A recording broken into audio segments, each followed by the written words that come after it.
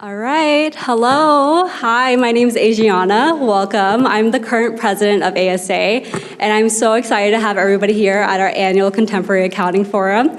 As most of you may know, this theme this year was Emerging Trends in Fraud, and in front of me, I have a panel of amazing industry professionals who are excited to share their expertise on this subject. Now, most of you have a note card in your pamphlets. With those note cards, do write your questions, and during the intermission, ASA board members will collect them and then hand them off to our moderator, Jeremy, to ask the questions to our panelists.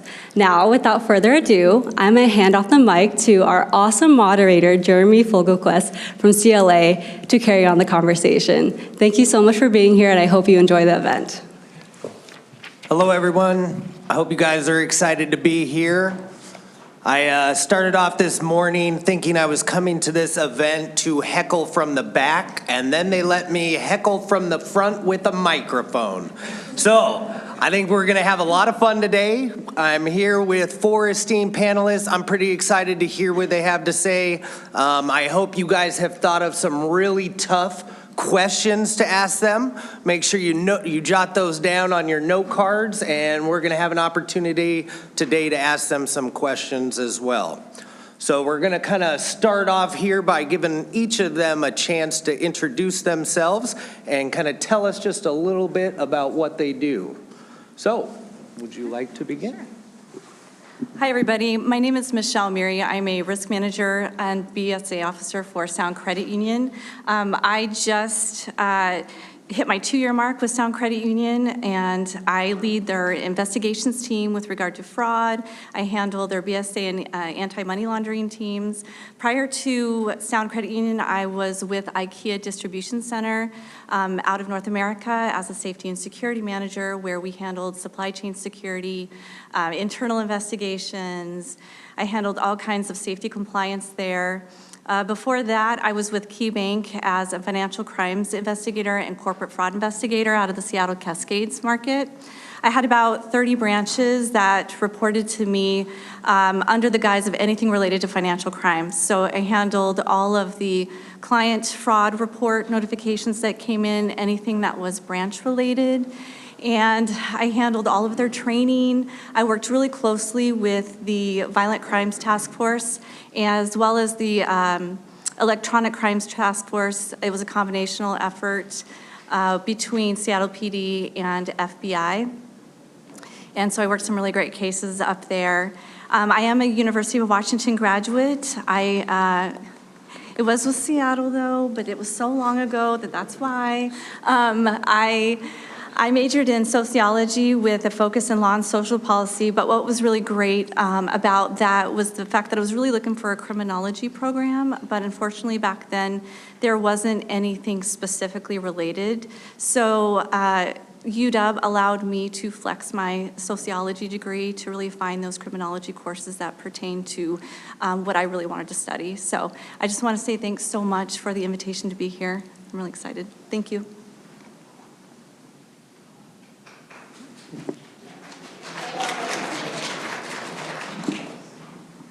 Hi, everyone. I'm happy to be here. My name is Christy Nordahl. I am currently a forensic accountant with the FBI out of the Seattle field office. I work on financial crimes investigations related to complex financial crimes, violent crimes, and national security related cases. I've have over 10 years of experience in the accounting profession, kind of doing like a wide variety of roles. I've had hands-on kind of corporate accounting roles, lots of internal auditing jobs, as well as credit financial analysis, and as I mentioned now, more in a financial crimes investigation role. I'm originally from the other side of the country, Pennsylvania. That's where I grew up and went to college. I went to a really small private school that I'm sure no one in here has heard of. It's called Seton Hill. I have a bachelor's in accounting. And to be completely honest, when I graduated from Seton Hill, I really didn't know what I wanted to do in the accounting field. A lot of my peers were pursuing public accounting, and that just didn't feel like something I wanted to do. I just wasn't sold on the idea. So I kind of started my career by just looking for jobs that were out there that had an accounting nexus. And I ended up in a financial analysis job at a bank where I received financial information from potential borrowers from the bank and analyzed them and provided those to decision makers at the bank who determined whether or not we would be lending loans to them. From there, I decided I wanted to sit for the CPA exam, oddly enough. And then, can you not hear me? Sorry. Just a little further. Okay. Thanks. Is that better? Sorry. And from there, moved into an internal audit role because that helped me acquire my hours for my license. Then from there, I randomly reconnected with a friend from college. I was still living in Pennsylvania at the time. She was like, hey, I got a job in DC and I'm moving in 3 weeks. Like, do you want to go? And I was like, sure. I really can't give you an answer as to why I said yes, but that kind of was the impetus for the rest of my career. Moved to DC, got a bunch of other exciting accounting and auditing roles. Then I met my husband. That kind of took us on our adventure. He's a officer, active duty in the military. Moved to North Carolina, did some more auditing jobs, had another corporate accounting role, moved into another role doing internal audit. Then we eventually made our way out here. I had been doing auditing for 4 or 5 years, and just decided it was time for a fresh perspective, a new change, and that's what kind of led me into my current role. Like I said, I have CPA. I'm also a certified fraud examiner, certified anti-money laundering specialist, and a certified internal auditor. And one thing I'll just say with a takeaway, I know I kind of talked about all these different jobs and moves that I've had, and not only at the beginning of your career, but I feel like I experienced this throughout my career. Making changes in these decisions and taking a leap of faith into lots of different things can be really overwhelming. And so I just encourage you, if you are looking out there and you see something and you think you might be interested, don't let that fear kind of hold you back. I've never regretted anything I've said yes to, and I think that you way more often will regret anything you say no to than yes. So happy to be here. Thanks for having me.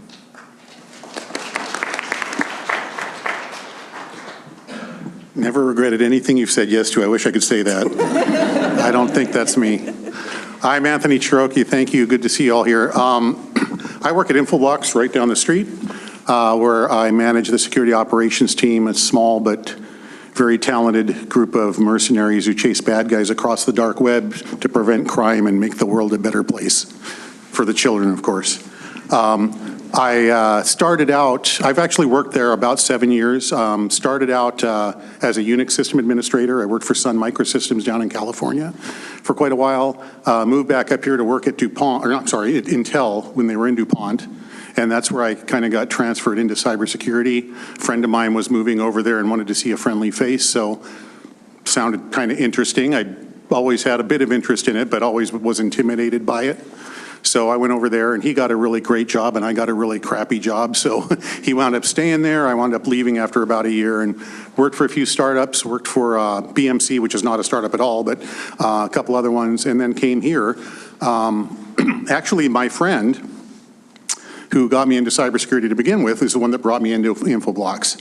So he knew I was kind of looking for something and brought me in there as a penetration tester, which is basically somebody that gets paid to break things, paid to break into the systems to make sure they are at least somewhat defended against.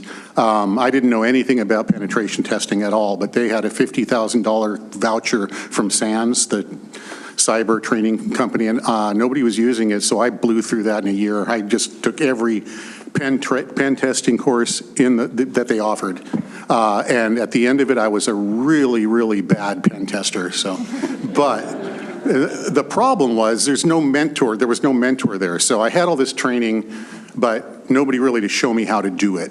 There's some other questions that might come up about education that I'll save my explicit thoughts for that. But Yeah, so got a really great team here. We just added some people in India, so we're now kind of around the clock, which means I get no sleep, but I do appreciate actually being able to protect the company a lot better than we could when we were just here on the West Coast. It's glad to be here. I'm not an accountant at all, so I'm just going to focus on that other side of the fraud equation, but glad to be here. Thanks.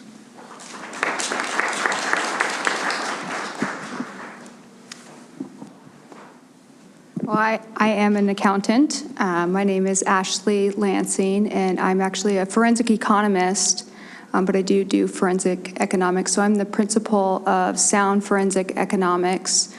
Sound Econ performs economic damage calculations and business valuations in the context of litigation. So only civil litigation, nothing criminal.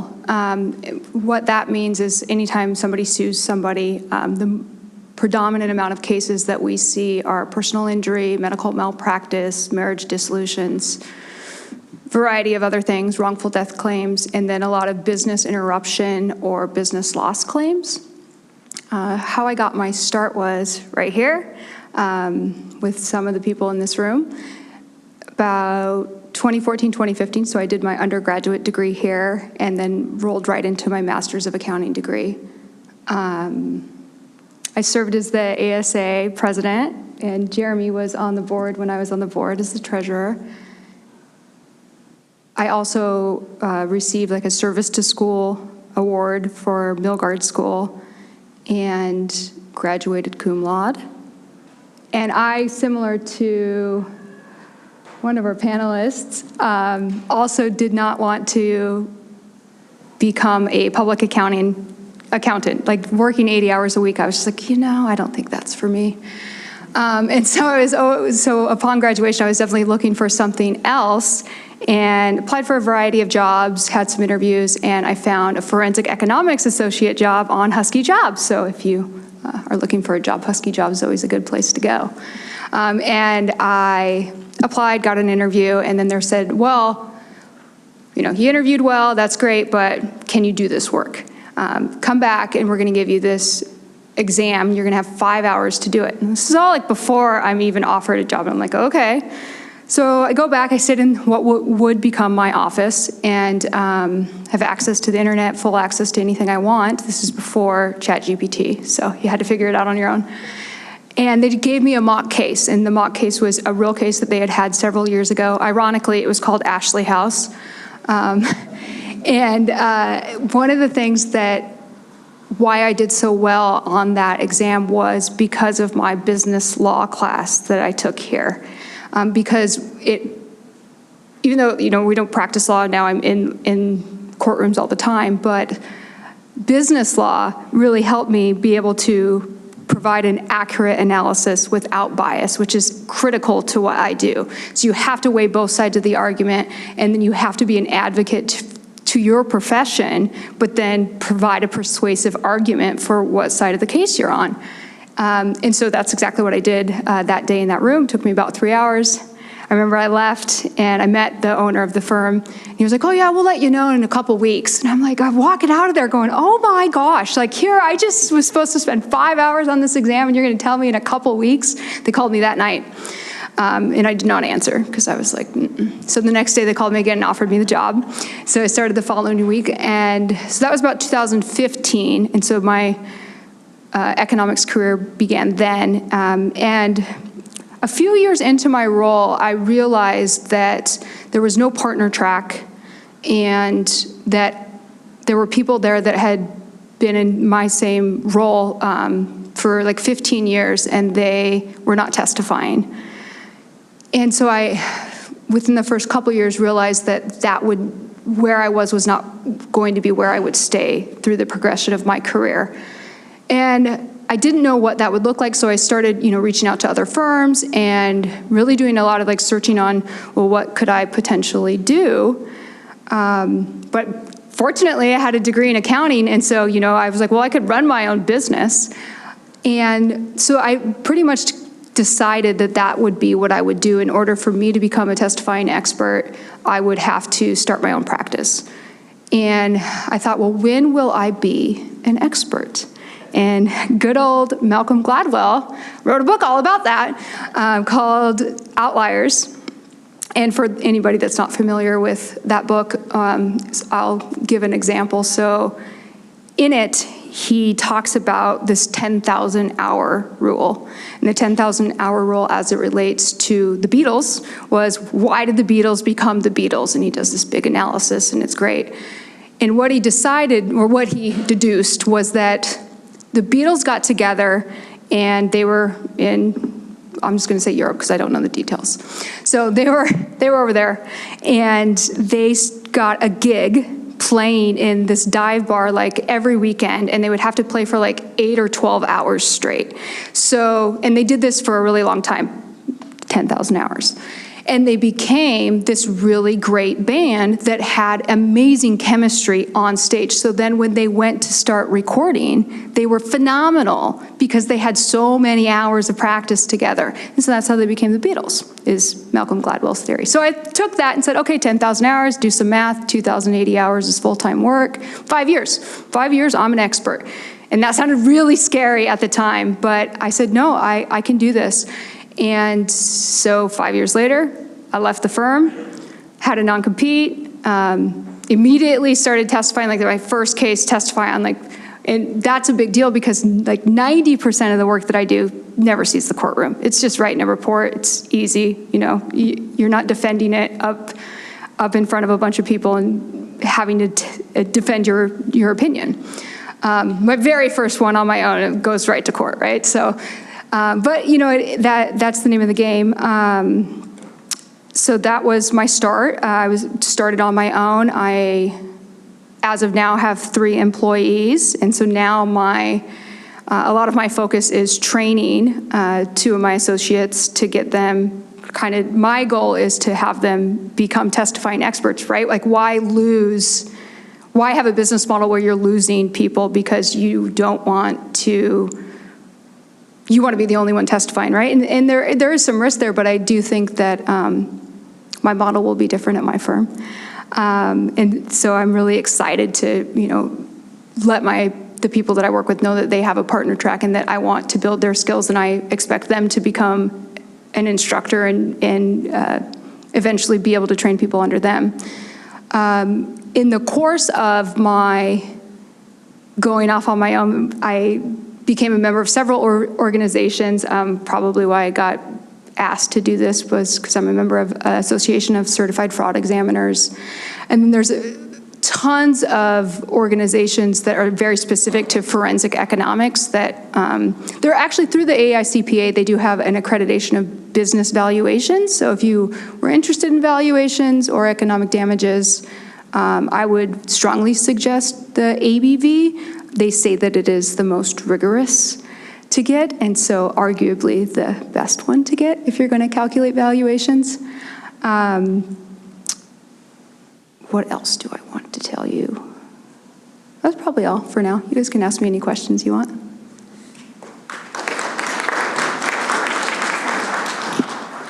Well, thank you, Ashley. Thank you, everyone.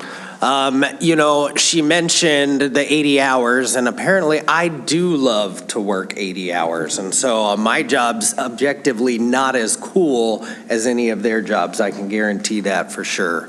I have dealt with fraud a couple times, but not necessarily enjoyed that whatsoever. So I have a lot of respect for what they do.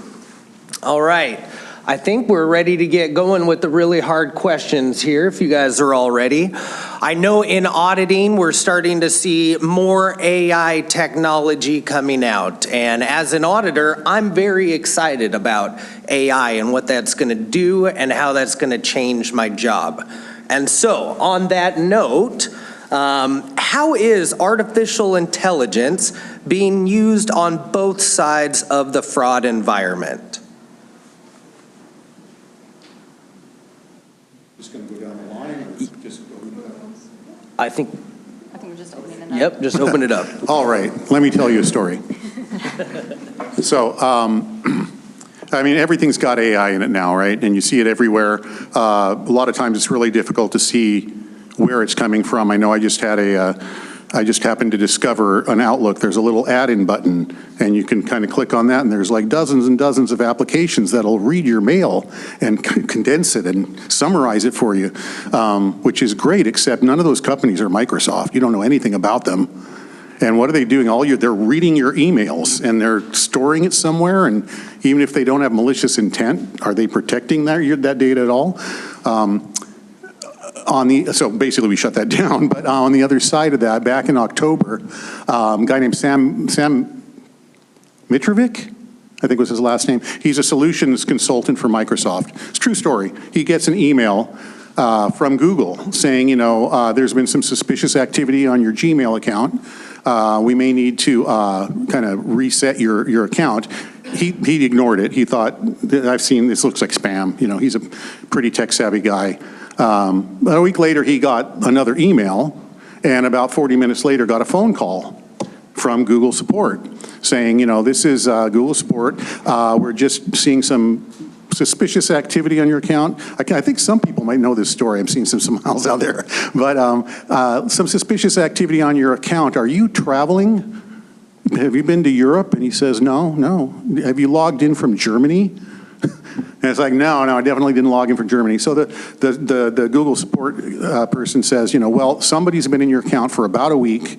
They've exfiltrated a bunch of your email. They've got your account information and a bunch of other stuff. We're going to have to recover your account and do all this stuff. And while he was talking, Sam remembered the email from a week ago that he thought was phishing. So he got a little suspicious. And so while he's on the phone, he starts researching the phone number that is calling him. And it turns out it's from Australia. And he winds up doing his research, he winds up going to, or just finding the Google documentation, the official documentation for Office Assistant, which says, if we are going to contact you, here are the numbers we'll reach out, that it'll be coming from. And one of them was the number from Australia. So it's like, okay, that's reassuring, but you can spoof email, or you can spoof emails, you can spoof phone numbers, all that stuff. So he's still a little suspicious and asked the support tech, can you send me an email describing everything you're seeing in my account? So the guy goes, okay, no problem, hang on. And there's a bit of silence and some noise. And so ding, he gets an email, and he's reading through it, still on the phone, reading through all this stuff, and it looks pretty legit. There's a couple things he's curious about, but he's not talking on the phone. And the support tech says, hello? And he still doesn't respond, and the support tech says, hello, again? And there was something about that second hello, which he never explains in his blog, but it clued him in that he was not talking to a human. He was talking to an AI bot that had actually sent him emails, answered his questions. He couldn't detect any kind of strange mannerisms or glitches. And so he hung up the phone. His blog goes into all kinds of detail about how he confirmed this was AI, but his first thought was, I'm going to call it back and see if I can get it to sing me a song. Because if it's AI, I bet I can get it to sing me a song. But it went to voicemail, so he didn't get that chance to do that. But this was really, really convincing. And I mean, how many of you might have fallen for that? I don't even know if I would have been able to detect that. But if you look at all the accounts, I mean, since then I've seen this same scenario played out, not just with Google, but with Amazon, with Microsoft, the same thing, this AI bot calling them saying there's a problem with your account.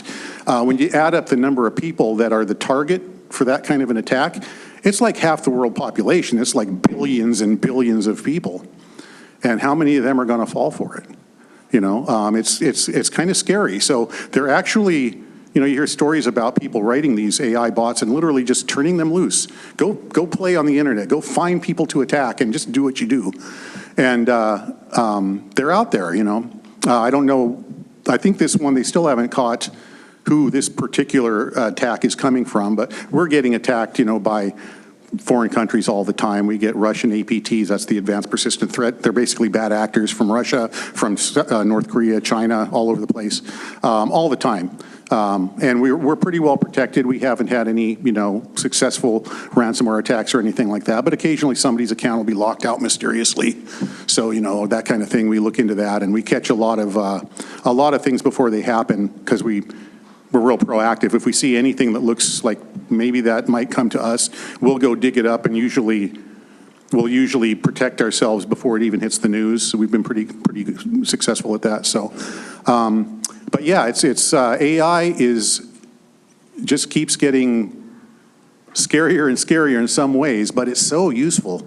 It saves me so much time, at some things. I mean, I can make any AI system hallucinate within 5 minutes so far, but I still use it because it makes my writing so much faster and stuff like that. So it's really good at some things. Other things, it's still kind of not ready for prime time, but it is still accelerating. So I think you just got to keep educating yourself and keep learning more about it.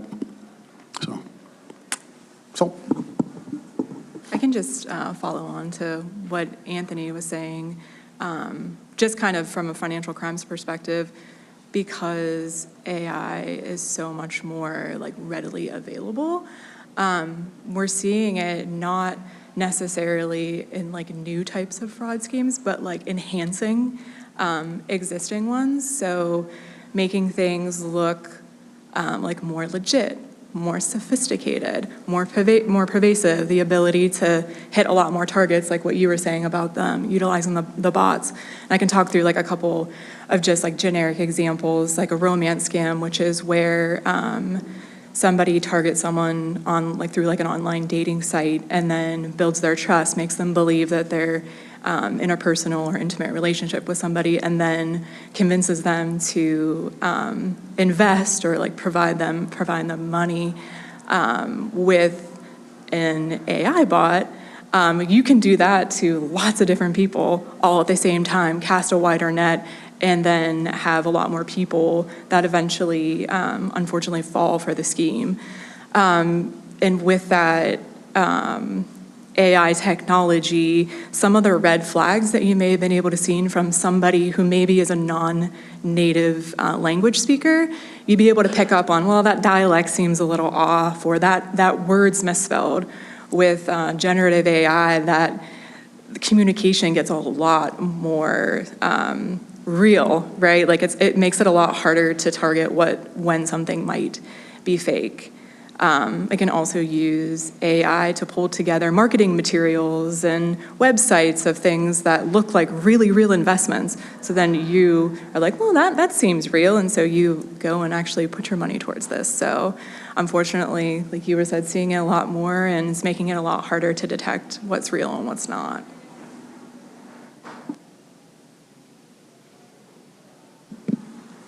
Okay. So what are new ways that AI will threaten companies and individuals? And then what are some developments that companies are doing to kind of counteract that or deter or detect fraud?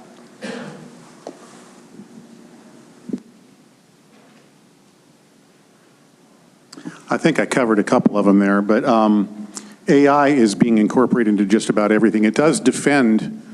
I can kind of see a time when it's really the battle of these AI bots, the attackers and the defenders.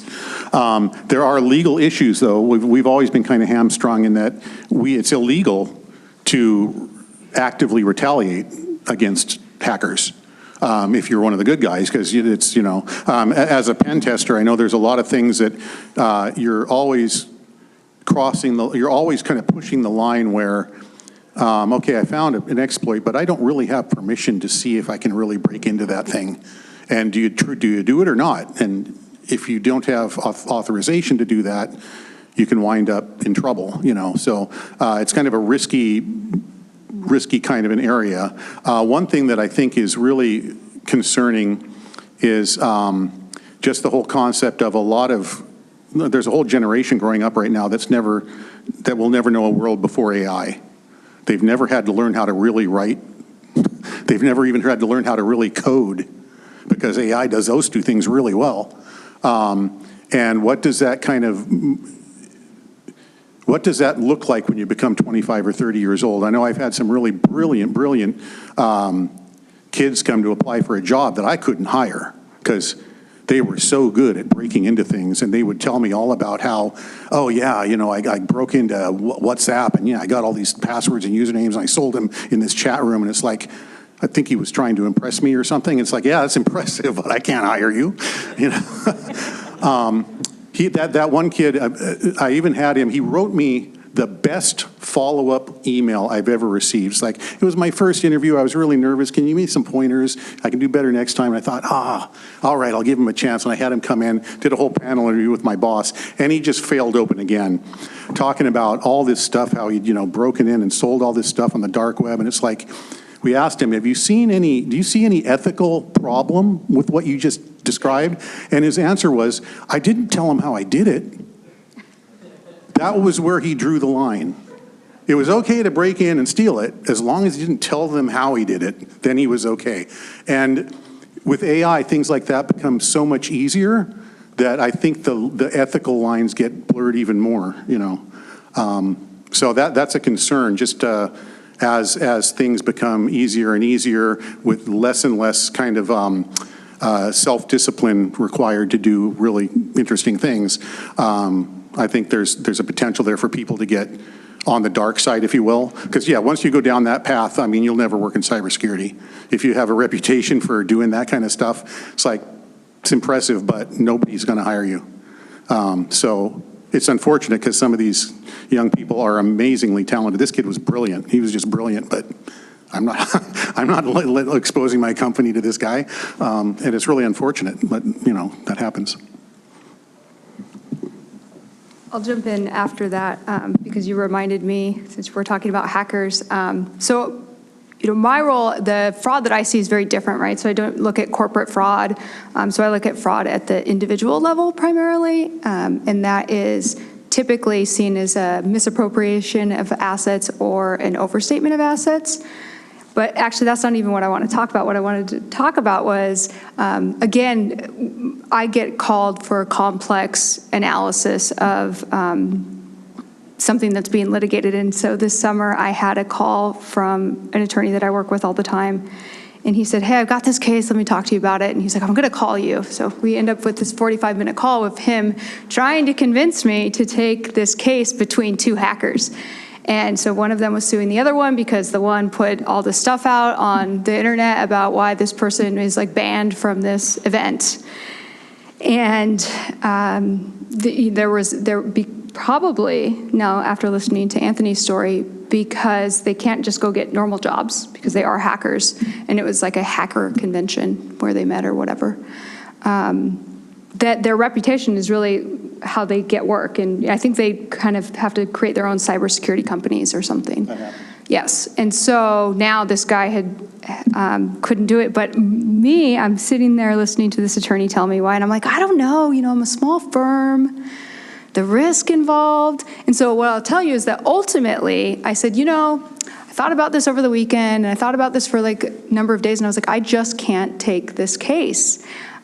I said, the reality is these people they're hacking into WhatsApp, they're hacking into, government agencies sometimes, they're hacking into huge corporations. We all know, we all see that on the news. And I was like, if they want to hack into my laptop and infiltrate me and just ruin my day, they can, and they might do it at any time. And so ultimately I didn't take it. And I had to turn down the business because of that, because I'm like, you know what, it's better to just not be on their radar. One of the things that I wanted to bring up with regard to that question really comes down to cost, right? Is, businesses and companies trying to stay on top of the technological advances that are out there. And we're, usually it's always a step behind, right? They raise it, then we try to meet it. But then if you're having to redo all of your systems and conduct, all different new training, that there's a lot of cost there. And I think that's one of the implications that we definitely need to be mindful of. Well, I know I love Copilot. It has made my life very easy. If you guys don't use Copilot yet, you should. It's amazing. Okay, so, the question I think we're all really excited to hear is, can you guys give us some examples of either fraud attacks against your company or something that you've worked on, and then kind of tell us how was it uncovered, and what kind of documents or accounting records did you guys kind of use to find that fraud?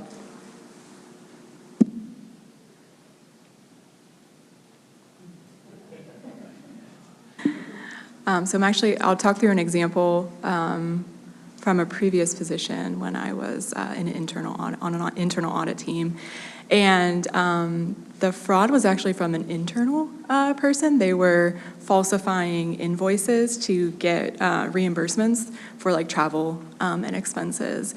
And the fraud was uncovered by a member on my team who was doing the testing, who just happened to notice that this one ABC company invoice just kind of seemed a little off, just based off of some of the other ABC company invoices that they had seen testing like in their population. So we kind of looked at it a little bit further, got our legal team involved, and that kind of was the impetus for an internal investigation.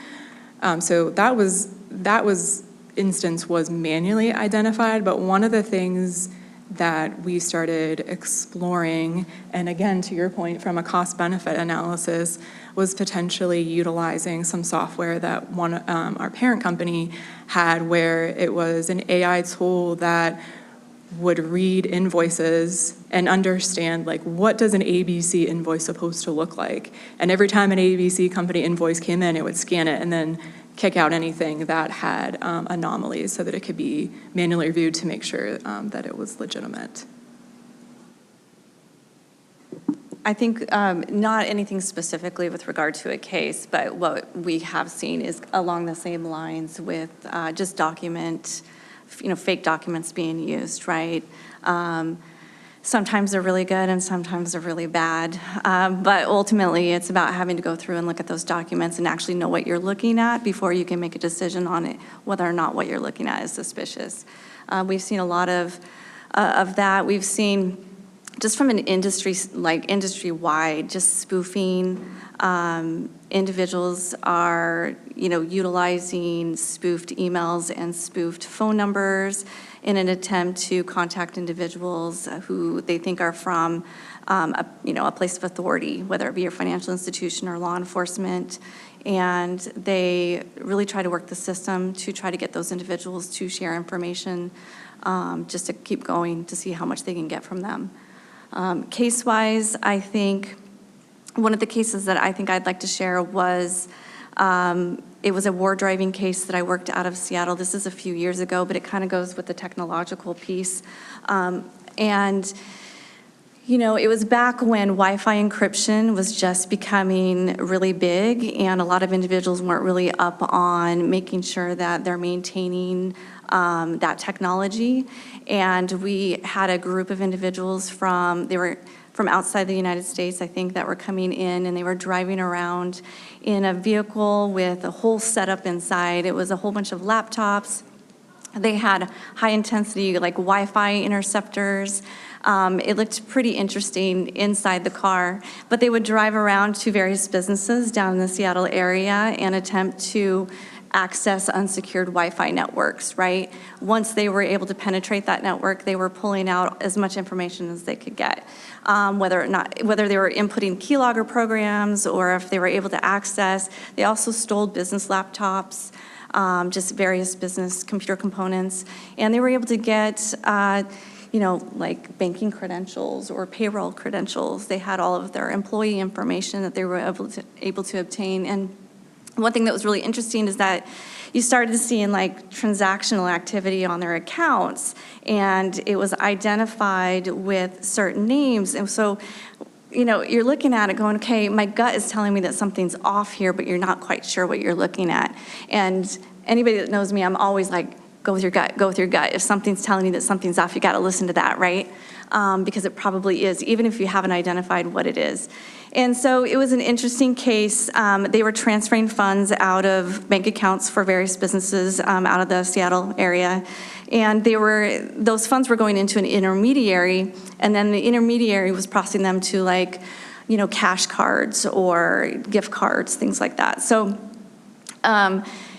it was just one of those really interesting cases because it just really shows that you have to keep up on the technology, you have to keep up on the training, you have to keep up on those kinds of things regardless of what kind of business that you have, especially if you're a small business, right? Because we don't want you to become a victim.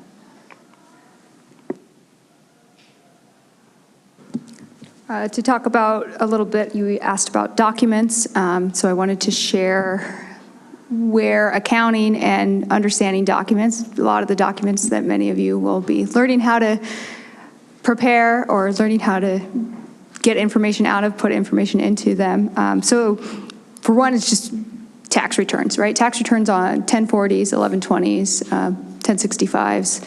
So all of those become really relevant in probably all of our professions. A lot of the two of you at least are looking at like underwriting or have worked as underwriters. So, that's what an underwriter is going to look at.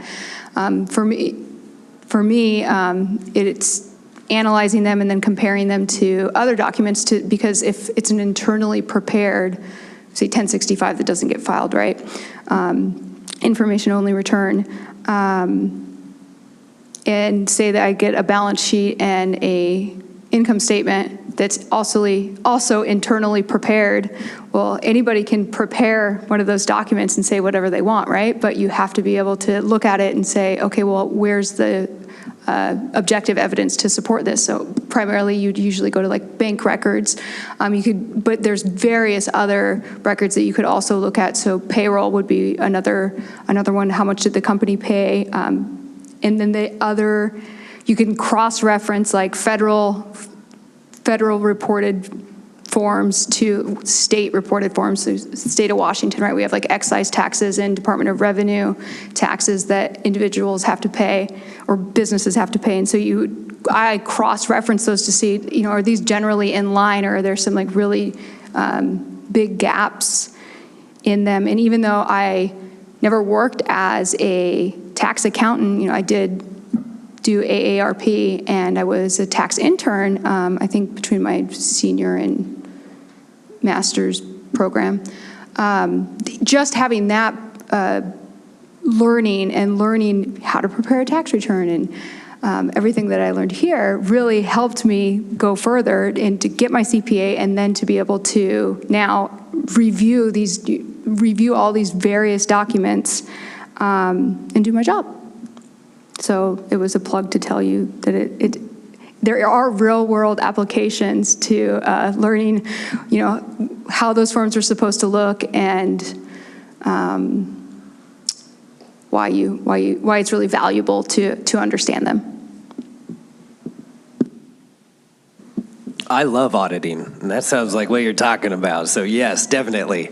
I don't know if everybody's taken Gordon Craig's class yet, but if you have not watched All the Queen's Horses, everybody should watch the movie All the Queen's Horses. It's a great documentary. It's exactly what they're talking about over here. All right. So, we're all accountants because we love learning forever and ever and ever. And every year, new accounting pronouncements come out. They change the rules from last year. And so I'm just wondering, can you guys talk a little bit about changes in accounting? Does that make things more or less susceptible to fraud? And then is accounting getting more complicated or less complicated?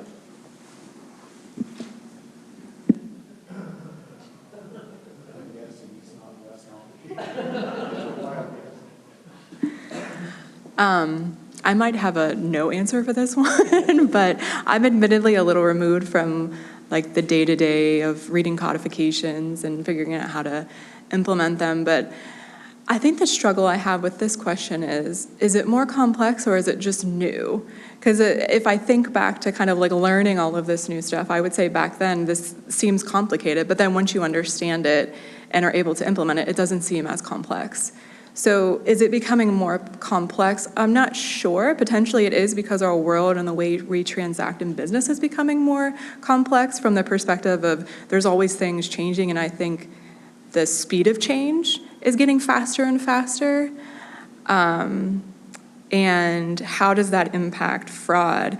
I think from my perspective, anytime anything is new, whether it's a new accounting treatment, if it's a new process, a new piece of technology, that new thing is always going to be more susceptible to fraud. There's going to inherently be a lack of understanding about all the ins and outs of it. You're not going to understand where all the vulnerabilities are, and it's going to be easier to exploit it by others. But I would also say on the other side of that, specifically from an accounting perspective, I still think that some of those tried and true warning signs of fraud from accounting, like lack of segregation of duties, management override, kind of all of those foundational things that you're learning. When we see corporate fraud coming through, it's kind of always hinged back on some of those foundational learnings. So as you go into the workforce, and I think you brought up a good point of like follow your gut, if somebody asks you to sign something or submit something and they can't explain why or it doesn't seem right to you, raise your hand, because chances are it might be something that shouldn't actually be processed, whether it's a new accounting rule or it's not. I think I can't speak from the accounting perspective technically, but from the fraud perspective, I definitely see that from the investigational standpoint, that the fraud investigations are becoming a lot more complex. I do think, though, in part that it probably is to some of the newer stuff coming out, everything with digital currencies. We're seeing all the AI stuff. So that definitely has a component which will make it a little bit more difficult. But I think from a fraud investigational perspective, what happens a lot is that there are definite patterns in the fraud that's being committed, and you start to catch on to the patterns, but then they change the pattern. Then you got to catch back onto the pattern, right? And then they change it again. And so you're constantly having to analyze what's going on here, and keeping yourself open to, okay, is this connected? Because it's a little bit different. And then if you get different players, they're doing different things. So it definitely starts to build it out to make it way more complex than what I've seen in the past. But again, that's just perspective to the fraud piece of it. Yeah, I think as things get more complex, it's interesting to hear y'all talk about the accounting perspective, things like separation of duties. We deal with that all the time in the cyber side of it, so a lot of the processes are the same.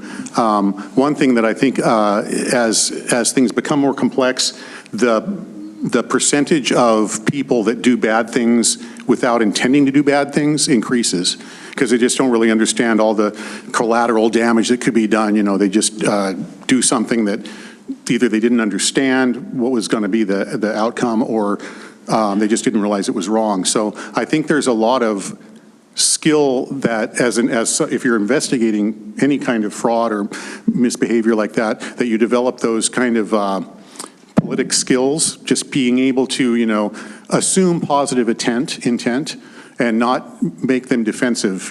Try to get as much information as you can, assuming that they just did something silly or they just didn't know what they were doing, because I think that's going to happen more and more often. And then, until you have some specific indicator that they did this intentionally, and when that, at least from my side, when that's the circumstance, when I become convinced that there actually some intentional bad behavior, I don't go to that person, because then they're just going to cover their tracks. So then you want to be kind of circumventious, conspicuous, just not confront them directly, because that's also an area that I suppose parallels, where if you kind of tip your hand and somebody that's doing bad things realizes that you're onto them, it gives them a lot of time to cover their tracks.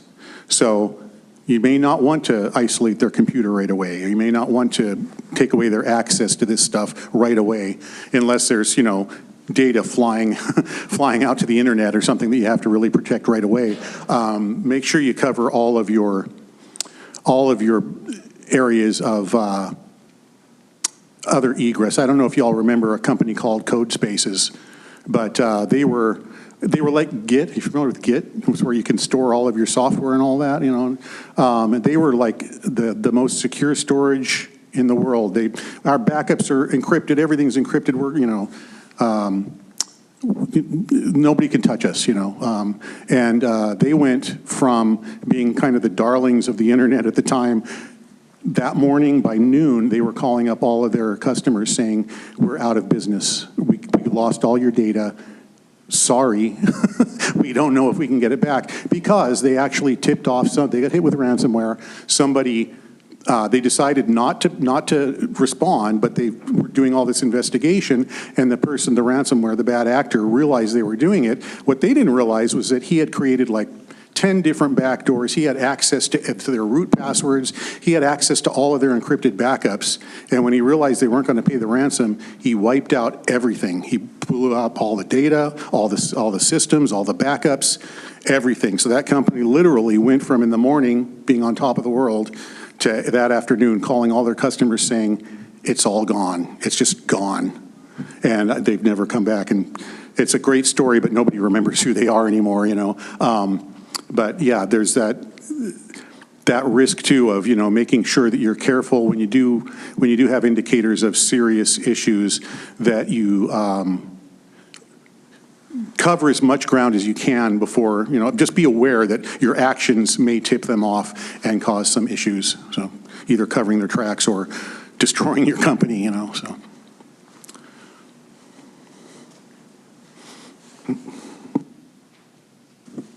All right. So the speed of technological advancements is increasing. What ongoing professional growth is necessary for you guys to really stay current and up to date on the new fraud trends or methods? ACFE, so 3 of us are members? I'm in the process. Okay. Oh, well, I'm a member, I just don't have my certification. I just say I'm a member. But Christy here does have her CFE, so she's Certified Fraud Examiner. I was introduced to ACFE a couple years ago. I actually didn't know anything about the organization. I was really thrilled to find out that UW here they have a really strong presence here, and they're teaching so many of the students, because I didn't even know what it was 2 years ago. But as soon as I did find out what ACFE was, I immediately joined, and then kind of been in the process with everything else on my plate to eventually go sit for that exam. But that's basically the main thing is it's learning through institutions and learning through your various memberships that are applicable to whatever career path that you choose.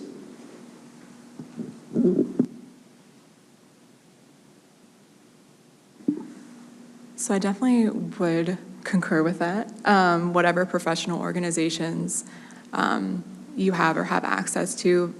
But I would say also leveraging your contacts in whatever organization that you're working in. At the FBI, there's an expert for everybody. So I try to make friends with as many people as I can, because you never know when you're going to need to go talk to the cell phone guy. And so just trying to branch out within your network and try to find people that have expertise that are completely diverse from your own, so that when you need them or you need to understand something, you have somebody that you can call. That's what I have found to be the most valuable and useful resources. There are others that have expertise as well. I would agree with that. Also, along with the networking, is just making sure that you keep your own skill set as well as the skill set of those on your staff or on your team or as part of your business up to speed. Make sure that you are managing those vendor contracts, right? Reading those and making sure that the individuals that you're hiring to do whatever for your business is where it needs to be. That's what I've seen in some of the cases that I've worked. Also, though, just to kind of go backtrack off the technological piece, one of the things that I found really interesting in fraud is the fact that check fraud is still one of the #1 ways in which people are committing fraud here in the United States. Checks have been around forever. If you would have asked me 20 years ago if I thought checks would still be around, I would have said no. Yeah, it's still today one of the #1 ways in which people are committing fraud.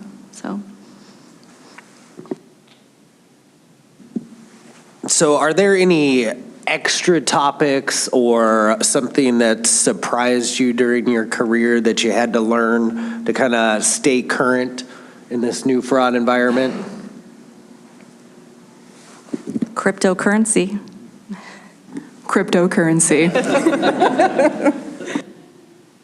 Like, for real though. Yeah, I mean, it's everywhere. it's connected to everything. Every violation, every case that I work on, there is a crypto element. So just understanding blockchain, how funds move through it. I'm not an expert, I'm still learning, but that's the biggest area, I would say. I agree with that, absolutely. Just trying to understand the basic components of how it works. What we see a lot is the scams, the investment scams that are related to it. We rarely see it working as it's supposed to work, right? That people are utilizing it. It's more or less related to some of the investment scams that we see. You know, people take advantage of other people and the fact that they don't know what it is regarding. There's a lot of fake platforms out there that people think that they're investing in when it's not actually a true crypto platform. Yeah, I think it's got to be in the thousands now per day of the rug pulls that happen in cryptocurrency where they start a new coin and then by the next day it's gone and somebody's made millions of dollars on that.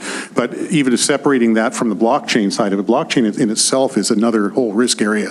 Whether it's associated with actual currency or not, they're using it in a lot of ways to, and again, I'm a cybersecurity guy, so I always go that direction. But you've probably heard of like denial of service attacks. People have these botnets out there that are like thousands of infected systems. And if you pay me so much money, I'll give you access to it for an hour, and you can set them all to attack somebody you don't like, some company, you can knock it off the internet or whatever, and then demand ransom. It used to be that all of those bots, those thousands of systems, had to be controlled by one computer or a set of computers, so there would be an IP address, some server address in every piece of that software. And if the FBI could find that C2 server, they call it, command and control, they can just knock it off and then the whole botnet's gone. So what they started doing now, well, what they'd have to do is like reinfect all those systems. Well, now they just put a Bitcoin wallet in there. So there are some, in the Bitcoin wallet, there's some fields that can be read without just publicly available data, and they'll put the address of the server in there so that if the FBI finds that address, they can just change it. And they don't have to reinfect all those thousands of systems. It instantly takes effect, and they're back in business. So it's almost impossible now.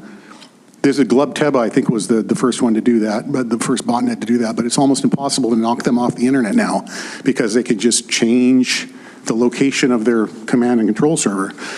So blockchain in itself can be used in some pretty devious ways that make things just a lot more complex, which is what we were talking about earlier, right?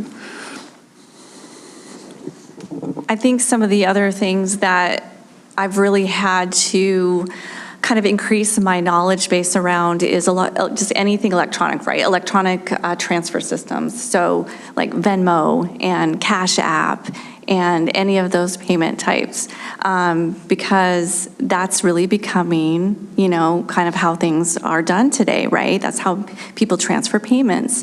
It's how they pay each other. So I've really had to increase a lot of the knowledge base that I had around those items.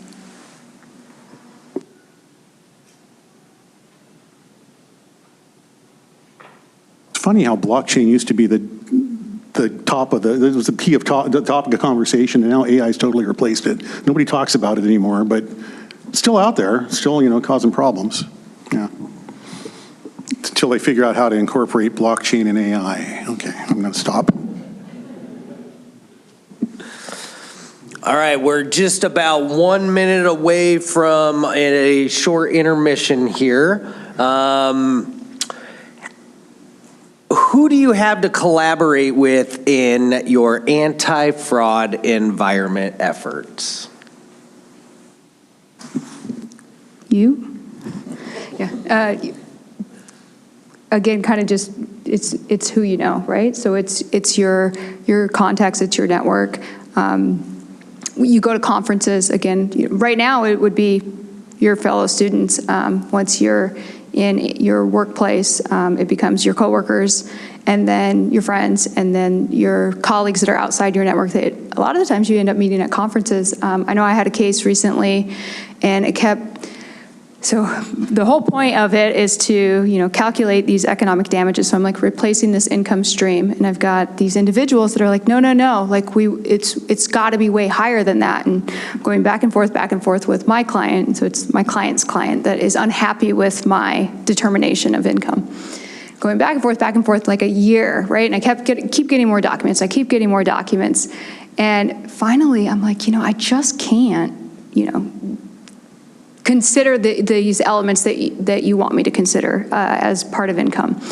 So I'd just gone to a fraud or a AICPA conference for forensic and valuation services, and there was an economic damages expert there that was doing a presentation. And I ended up chatting with him, and I was like, you know what, I'm gonna call this guy, because I don't wanna call like my old company and say, hey, I got some questions for you, what would you do? I'm like, I'll just call somebody that I just met. And so I called him up, and we chatted for like 30 minutes, and he's like, no, you're absolutely right, like, stick to your guns. And I did, and then ultimately I think they went and hired another expert to get the number that they want, but that's not what I need to hear.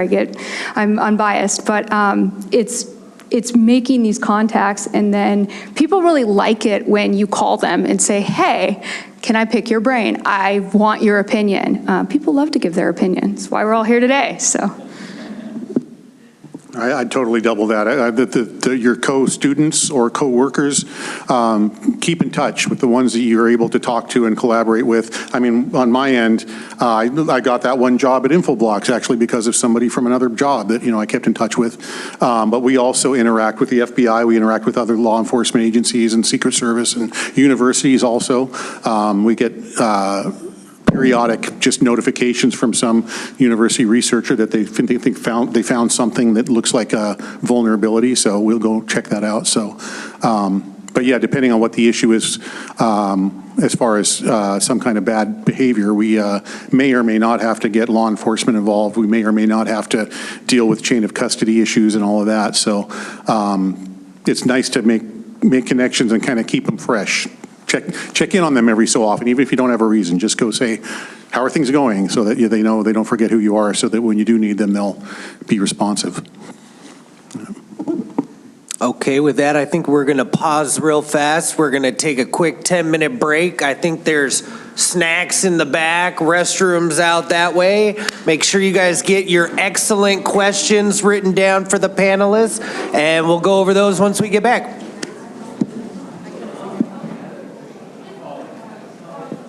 All right, everybody, I think that's about time. I got lots of awesome questions up here, so if any more come up here while we're talking, make sure and get those up here. All right, a couple of these you guys are asking for specific individuals, so I'm going to start with one of those, but I think it's fine if everybody kind of answers the questions here. All right, Christy. What are the requirements to be a forensic accountant, and what does your normal day look like? So currently, the FBI is under a hiring freeze, so I can't talk about anything related to recruiting or anything that even touches that topic. So, but there is information online that can talk about the first one of requirements and what the process looks like. So I encourage you to kind of go and see what is out there. The typical day, every day is a little bit different, but in general, I am normally either performing analysis on financial information, and typically the information that we look at is statements and loan records from financial institutions.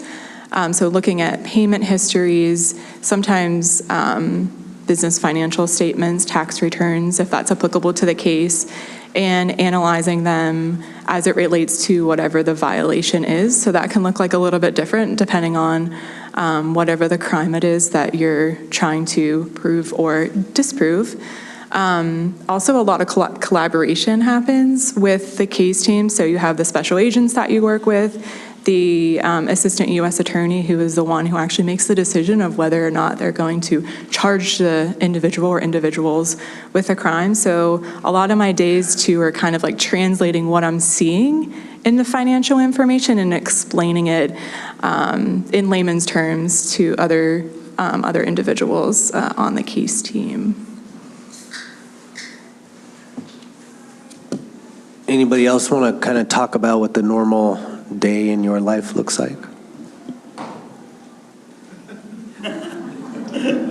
All right. Excel. Oh, I've got a green. Okay. It's Excel. And similar to Christy, I do some forensic accounting, the same types of analysis that she does. Mine are just specific to litigation. But when you're talking about the U.S. attorney, that's someone that might hire me as an outside person, or I might be on the other side of a case like that.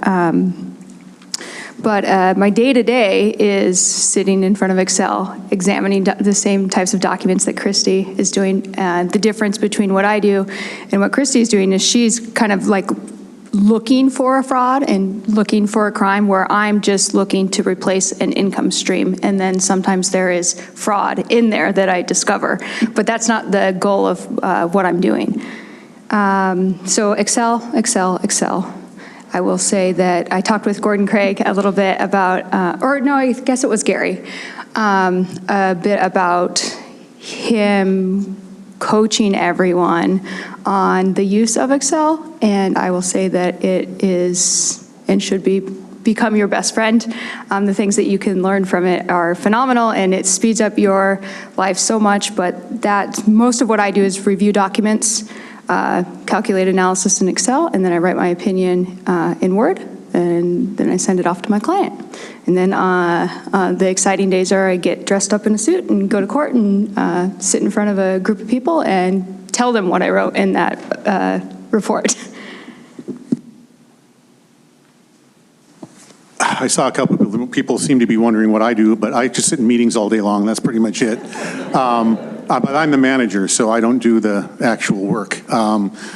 Generally, for defense analyst work, which is security operations, you're coming in looking at different alerts. There's a lot of tools that are all integrated together. There's some automation where if certain things happen, other things will happen automatically, orchestration type things. But it really depends on the field you want to get into. Defense operations is what they call blue team. You're protecting the company, but there's also the red team, which is the pen testing that I mentioned earlier. And you can put together purple events where you're attacking each other, that sort of thing. I knew some people when I worked at Intel and first got into security that were doing more threat intelligence, kind of threat hunting, and it was kind of interesting because those guys were really friendly at work, but if you saw them in an airport, they would pretend they didn't know you. I mean, they would literally. I knew this one guy that I would see doing Tai Chi in the corner of the airport, and it's like, what are you doing there? And he just like totally blew me off because he doesn't know he's in some areas, especially nowadays. It's not like there's a bunch of young kids kind of showing off their skills and all that. You're talking about, nation states and things like that. And if they found out who that person was, his life could be at risk, So it gets a little scarier lately with the bad guys have changed, they're not quite the same. So, but that's one area to get into. You can also do a lot of that just internally without going, traveling around like that guy was doing.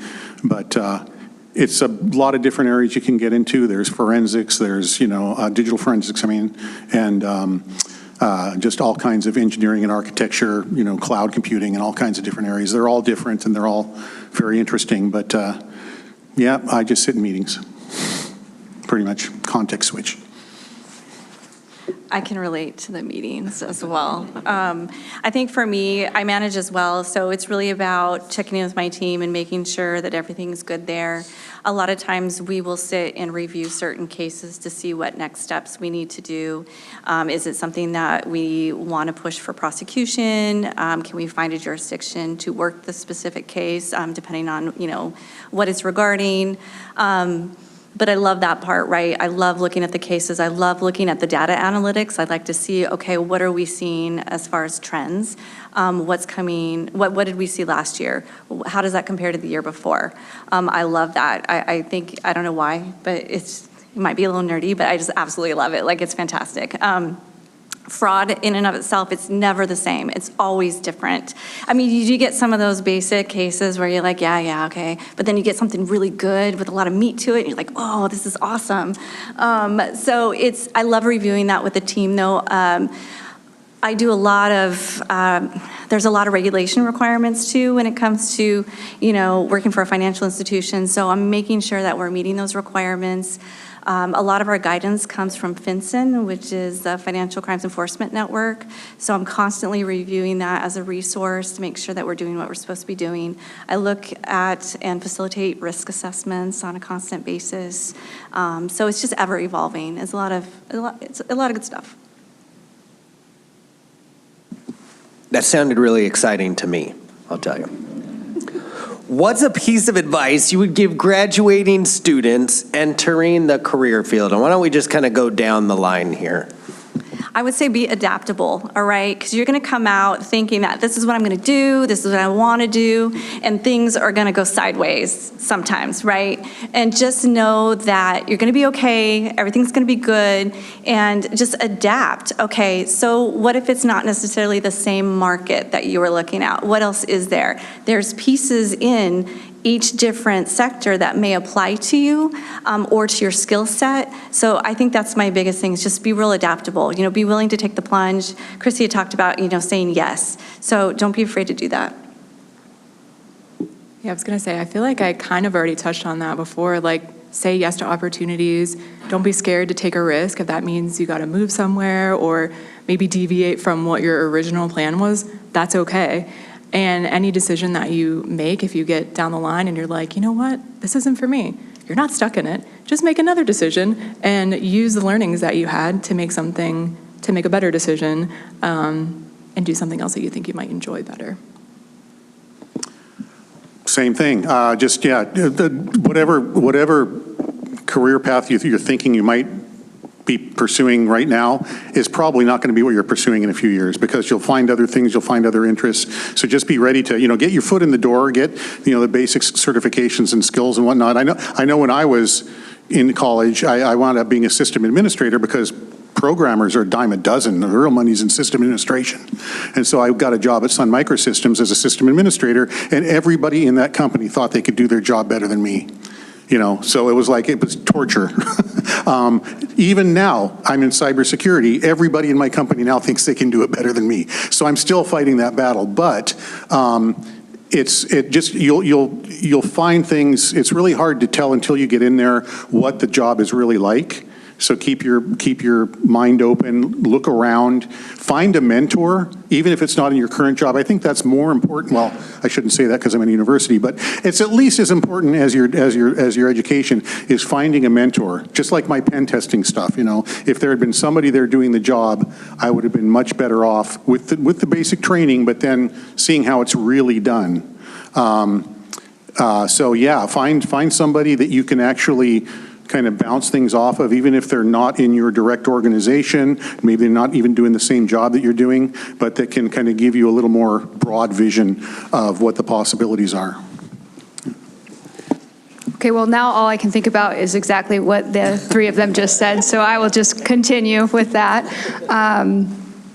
Absolutely be open to other opportunities. I know when I was ending my studies here, I totally thought that I was going to have to spend a couple years at the IRS, and then I was going to do tax. I wanted to be a tax strategist because I really liked the different things that I learned in tax, but I knew I didn't want to prepare tax returns all day. Not harping on anybody that wants to do that, but if you do, that's fine. I just did not want to do that. But that's, I knew that was what I was going to do, and did I end up doing that? Not even close.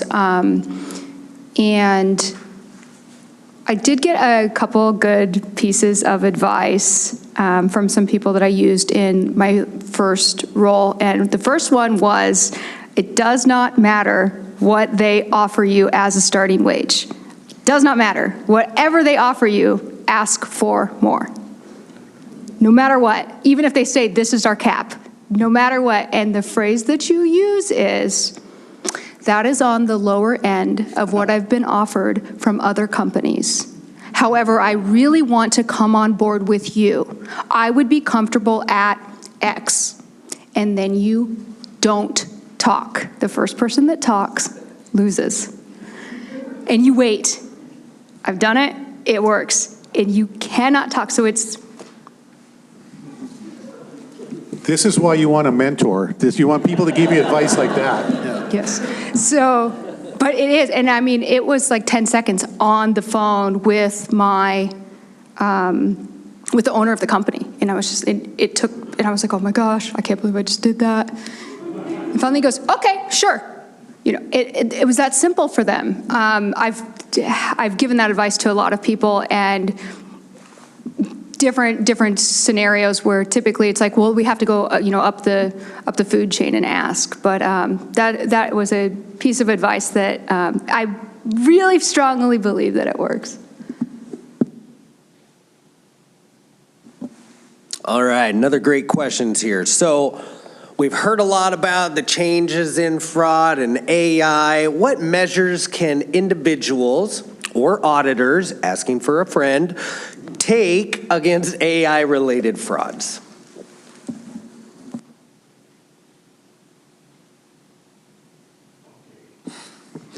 Just don't believe it. Don't believe anything until you verify it.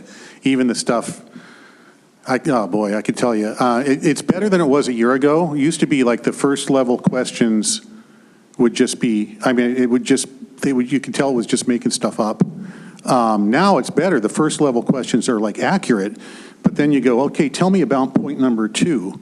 And it starts making stuff up just right out of it. You know, there's like a layer deeper now. But one thing that kind of amazes me about AI is that it doesn't seem to ever say, I don't know. It never says it when it doesn't know something. If it doesn't have a direct information, it'll just pull a bunch of different information and make something up. And I talked to some developers about that. It's like, yeah, that's kind of the way it's programmed. It'll never admit when it doesn't know anything. So just be very skeptical. I mean, like I say, like we've talked about, it's really good at some things. It's really good at writing. It's really good at coding. It's really good at certain things. But if you're going to make a critical decision, be skeptical and verify everything. Have you ever gone in there where it says, here's a fact, and here's a footnote, and you go down and it's got the little footnote there, looks really official, but then you click on it, and in that footnote, it says nothing about what that fact was. Like, why did you even bother sending me to that website? It's like it just makes stuff up. So, I mean, relating to defending yourself against fraud, I think it relates in the sense that just verify everything, because it could be coming from AI. It's almost impossible to distinguish for at least a layperson anymore. And I include myself in that, because it's just kind of progressing so fast that you just got to kind of keep on top of it, keep educating yourself, and be suspicious of everything, especially be aware of things like, you know, why is the CEO calling me? The CEO never calls me. Why would he be doing that? And why would he be asking me what my parking lot number is, or something like that, you know? Not only is this person asking me something they would never ask, but they would never even call me. I mean, just kind of be suspicious about anything that doesn't seem right, and just verify and validate everything. So. I would also say, if you find yourself in a situation where anybody that is asking you to send money or invest in something, and you've never actually met the person or know for sure that that is a person, that should be a red flag. Unfortunately, that's a very, very, very common. We talked about romance scams before. We see it all the time. If you've never met somebody, don't send them money. You reminded me of another story. It might be something I heard from an FBI agent or a Secret Service person, but there was a guy that had just purchased. He'd spent like $20 million on this tool, sent them the PO, and was like, you know, sent it off there, and like an hour later got a call back from the person saying, I never got it, can you resend it? Turns out it wasn't the same guy, but he resent it. He sent out another $20 million to the wrong person, and they've got no idea where it went. So yeah, weird stuff like that, just be instantly suspicious. I'm sure that person's no longer working there, wherever he was working, but yeah.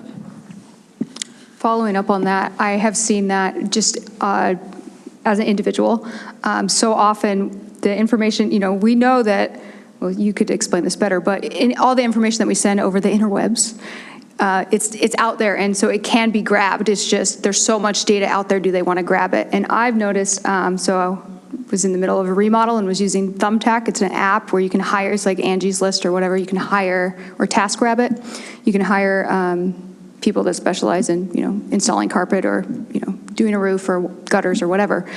And twice when I have used that app, I have then been sent PayPal invoices like from a construction company. And I'm like, well, and I look at it, I'm like, oh yeah, I'm going to hire this person, they're sending me an invoice. And both times it was fraud. And that kind of stuff is really common and so simple to just be like, click the button and pay. And so that's on an individual level. Imagine that it also happens at a corporate level.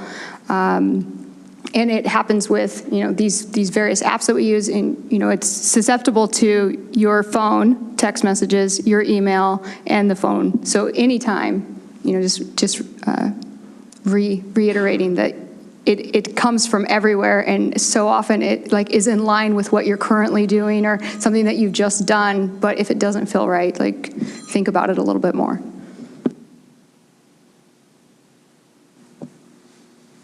Christy, I have another one specific to you here. Okay.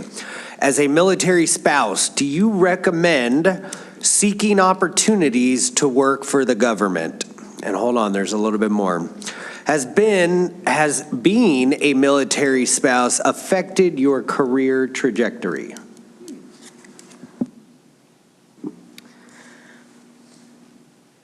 So that's an interesting question. Has it impacted my career? I would say yes, but no different than anybody else's life impacts your career.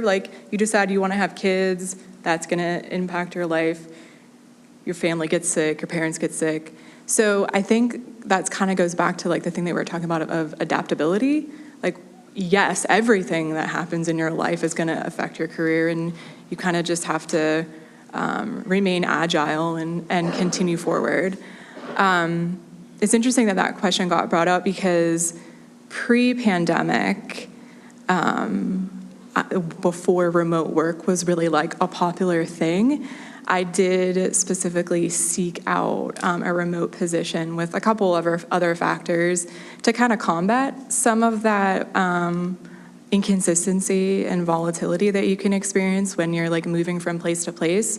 And that was just one of my strategies to have that lifestyle work for me. And I forget what the other elements of the question were. What was the first part? Sorry. Do you recommend seeking opportunities working for the government?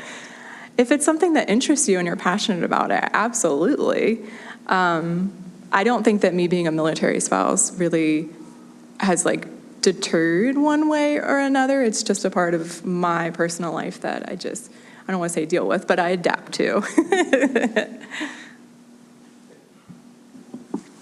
I'm sure all of these students are hearing that AI is taking our jobs. And if they're not taking our jobs, India's taking our jobs.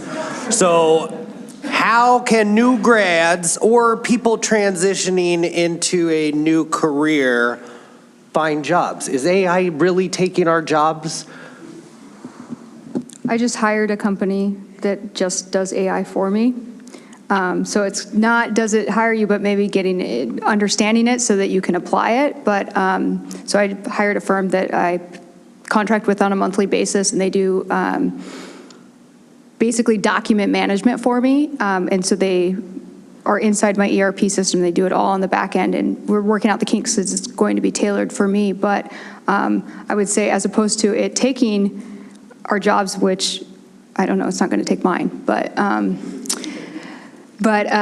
you have to see it as a tool, and you have to embrace it and understand it and figure out how it can be useful for you. Because what I'm seeing in the accounting realm, and specifically in forensic evaluations, is that the predominant amount of people are using it, and if you're not using it, you're going to be left behind. I heard a really good example, and I wish I could remember who told me, but they mentioned that when Excel, before I was born probably, but when Excel first came out, like learning how to like transition from a traditional spreadsheet to this like really complicated program that could do all these amazing things, the learning curve on it was so difficult. I remember being here and trying to take some class where we're supposed to use Excel, and I was just like, I have no idea what I'm doing, and I didn't even after that class, unfortunately. And it wasn't until I started working that I found out how to use it, and it took a lot of time. And AI can be really similar to that, where like the learning curve to understand it and to see its benefits are really high, but once we can use it as a tool, the benefits are also really high. I think one of the things that's going to happen, I mentioned earlier about, the generation that's growing up that will never know a world before AI. AI is probably in 5 years or so going to be a passé term. Whatever's coming out next is going to be even more scary and amazing. But what I think is going to happen, there's going to be kind of the mass population that allows AI, for example, to do things for them, and they'll know how to use it. But there's always going to be somebody that knows the inner workings of AI. There's going to be somebody that understands the technology, and the gap between those people, the consumers of the technology and the developers of it, is going to keep getting wider and wider. You want to be on this side. And you'll never be on this side for everything, and don't even try, but at least pick something that you're passionate about and make sure that you're on that side of that gap, and you shouldn't have any problem. I think it's just, like the internet, how many people really could explain how the internet works, but you use it all, everybody uses it, they're in that consumer end of it, but there's still people that really, really know the internet and all the, how it's working and all of that. So they're not going to go away. And if that's what you're interested in, you should be in that savvy group, not the user group. But pick your big rock and go for it.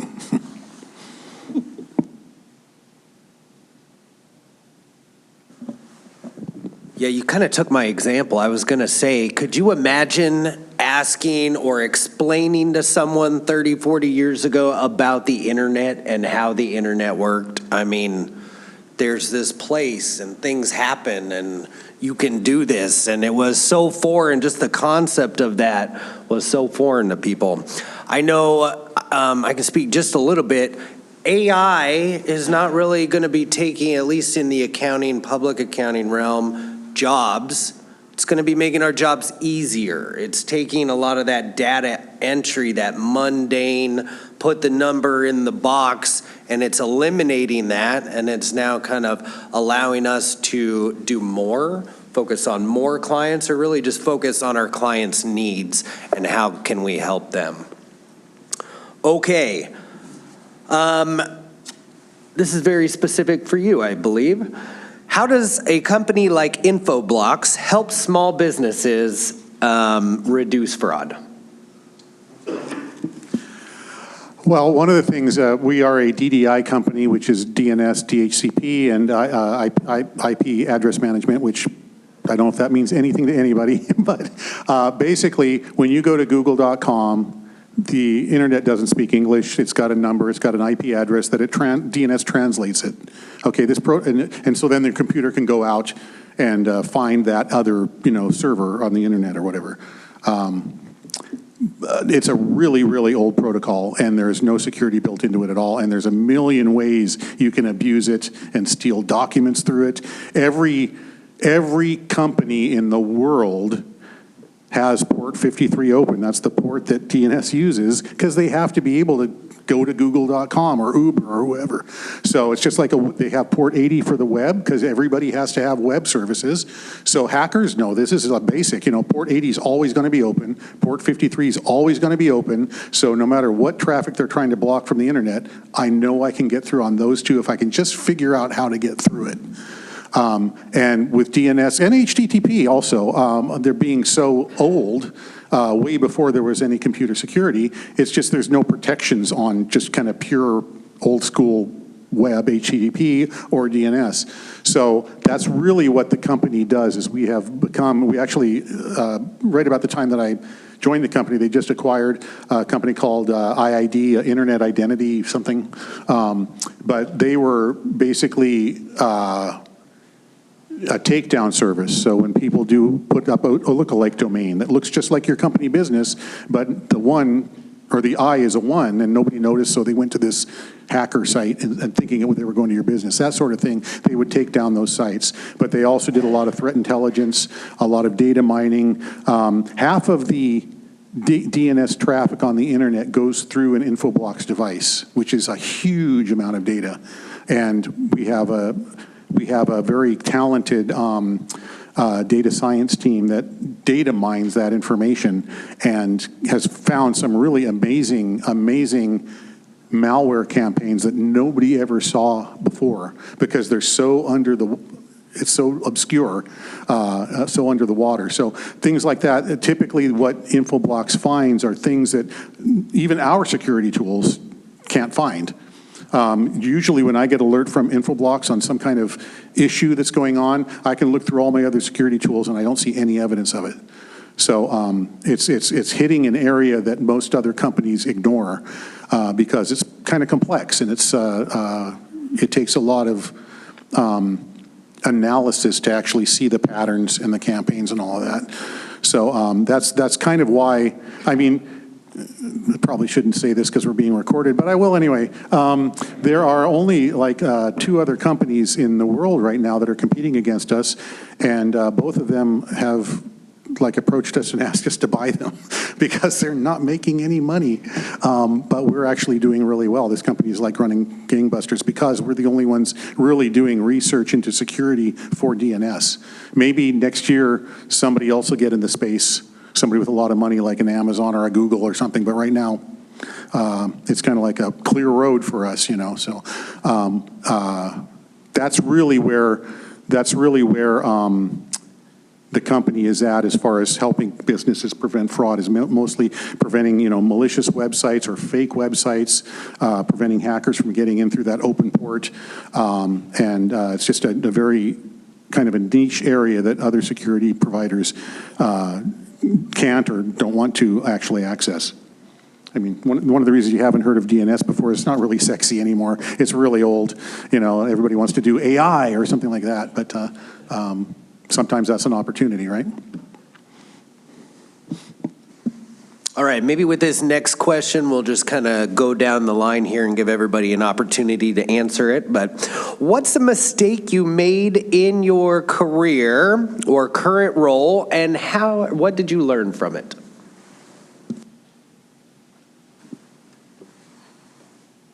I need to think about this one. Does anybody else have an I'm example? ready. Oh, which one should I talk about, right?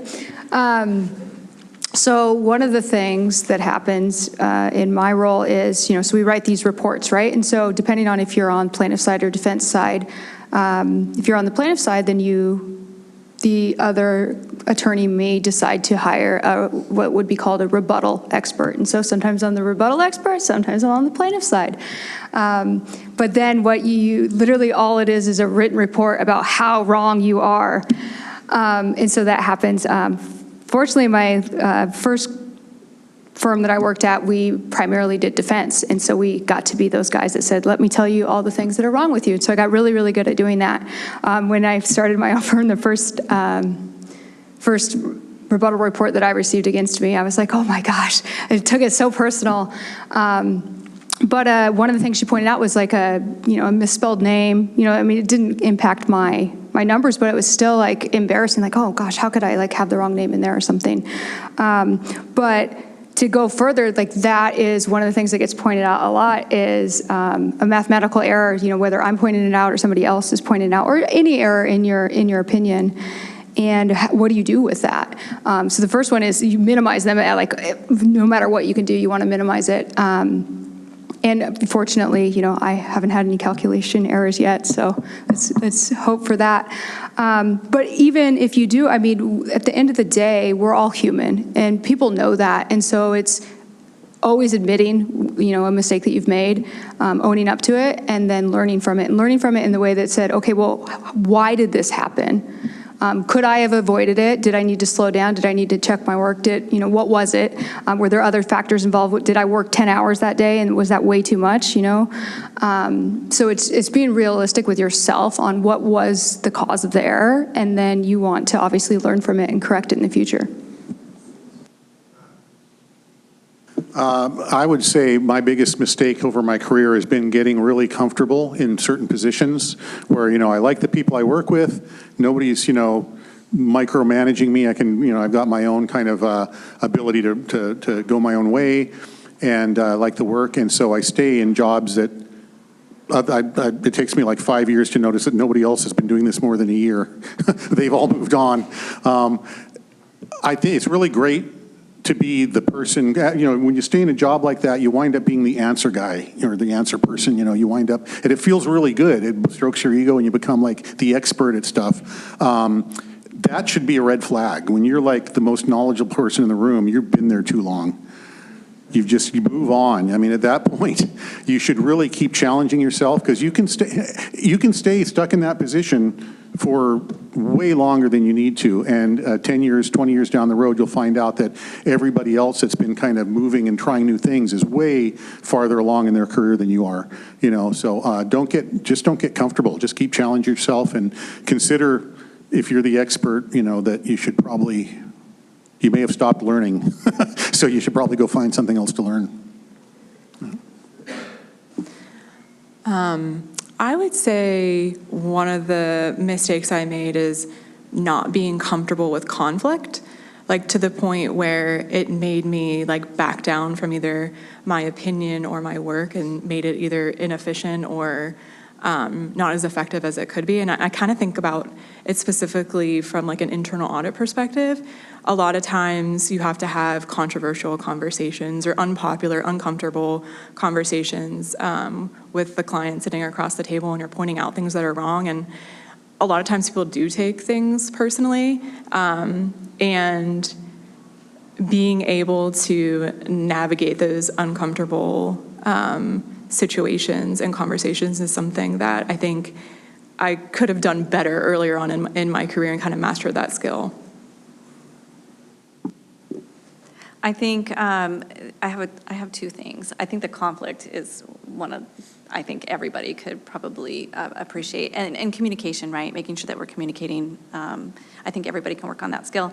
One of the things that I've learned that I really made a mistake on was really I had to write SOPs, standing operating procedures for something, and I didn't have a real good understanding of what those procedures should be. I was tasked with writing them, thought I knew what I was doing, wrote them out. What I didn't do was go back to practical application and see if the procedures that I was writing could be applied properly. And it's one of those things that I've learned to go down, right? Dial it down, get into the nitty-gritty, see if what you think is gonna work is actually gonna work. Because if you don't, it kind of takes some of the integrity away from what your position is or what your role is, and you lose a little bit of respect there, right? Because you didn't take those extra steps to go and make sure that you understand exactly what it was. So that was one of the things. The other one is be okay with saying, I don't know. Okay, we don't know all the answers all of the time, so it's okay to say, I don't know. Let me get back to you, let me figure it out. And maybe you won't, and maybe that's what you have to say, right? But those are two definite things that I've learned. All right, we're coming down to the last few minutes here, but I love this question, so I must ask it. What is the strangest, goofiest, or craziest fraud that you've been involved in and can tell us about?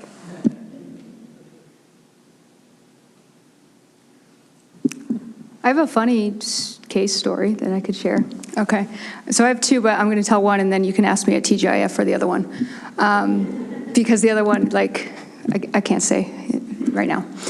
So I had this analysis that I was performing, and it was for a dentist, and the dentist was, approaching retirement age. And he walks into a Jeep dealership, and when he was walking into the garage shop or whatever, the garage door came down and like hit him on the head. And, of course, like any garage door, it goes back up. But, older gentleman, and it really knocked him off balance. He had to sit down, and who knows what happened. And so we were there to decide, well, what happened? Did this impact his ability to work as a dentist? And so, here I am going through all this stuff. I'm like, yeah, well, he really stopped working a lot after this happened. And all of a sudden, my husband's a really big golfer. So I said, and I saw something in the records that this gentleman golfed. And so I called my husband up and I said, hey, can I look up somebody's handicap score? And he goes, oh yeah, that's called GIN. Like, yeah, you just type in their name and it spits it right out. You can look anybody up if you know their name. And I was like, oh, okay. So sure, I put it in there and it shows the last 20 scores that this person has reported. And sure enough, that individual was on the golf course an awful lot, and his handicap actually went down after the accident. And so, I put that in my report that, yeah, he stopped working less, but he was working less so that he could go to the golf course. I think I'm going to use some generic versions, but I think I'm just still, after all of the cases that I've reviewed and that I've seen, I think that I'm still super surprised at the amount of individuals that will be victimized with these romance scams or investment scams, especially the romance scams when it's individuals that they've never met, right? And they're sending people money that they think they have a relationship with. And the one thing I do want to get across, though, is that it's probably surprising to me because I see it so much, but it really does affect victims of all ages, all nationalities. It's across, it's a wide variety of people. It's not any specific, individual. And it's so just surprising to me that the amount of money these people are willing to send over and over and over, and how good these fraudsters are at befriending people and getting to a point where they establish the trust that they have with someone that they've never met. They'll feed them stories.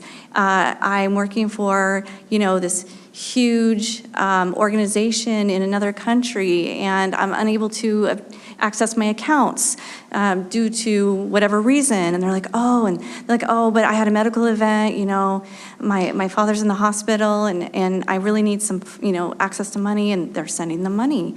And I think that's just really surprises me to this day. But I have a few more, but I can't share them. I know, I'm kind of bummed because it's such a good question. Yeah, and maybe next year might have some cases we can talk about. But I would echo what you said, Michelle, though, just the amount of dollars that go into these romance schemes. It's not goofy or crazy. It is crazy and mind-blowing, but it's also sad. I look at it as very sad. People are liquidating their retirement to send money out. Mortgaging their homes. They're blowing through their savings. Yeah, it's really crazy. So little time. I think probably the strangest one that I can recall, and I was not really involved with this one, but it was when I did some presentations on blockchain and cryptocurrency, and there was this one, and I wish I'd known I was going to be asked this because I can't think of the name of it, but there was a fraud perpetrated that it wound up being worth $10 billion by the time the court case got done. It was a few, 100 million at the time of the crime, but with the cryptocurrency going up, it wound up being $10 billion. And it was this really malnourished looking young woman that she pulled it off with her boyfriend, who I think did puppet shows. But it turns out this young girl was a rapper, And you can see her, it's something Con, I can't think of the name of it, but she's got the cringiest, I'm not a rap guy, but I like some rap. This is really bad, though. This is, anybody following her is pointing and laughing. They're not enjoying the music, I guarantee it. But the strangest thing about it was with all of this kind of strange situation, it turns out that she's the CEO of an internet company, and she writes finance articles for Forbes magazine. And she's doing all this other stuff, and it's like some people's lives, and they don't know where the money, I think they got like some of the money back, but they don't know where it all went. You know, she's probably got it stashed away somewhere. But yeah, some of these stories of these people that pull off these cyber crimes are just like, you can't make this stuff up. You know, it's like they should make movies about it or something. Yeah. Well, I didn't know hitting yourself in the head with the garage door actually decreases your handicap, so I'm going to have to go home and try that a couple times because I need a couple decreases in my handicap. But, all right, can we give all the panelists another round of applause? Thank you guys for coming out here.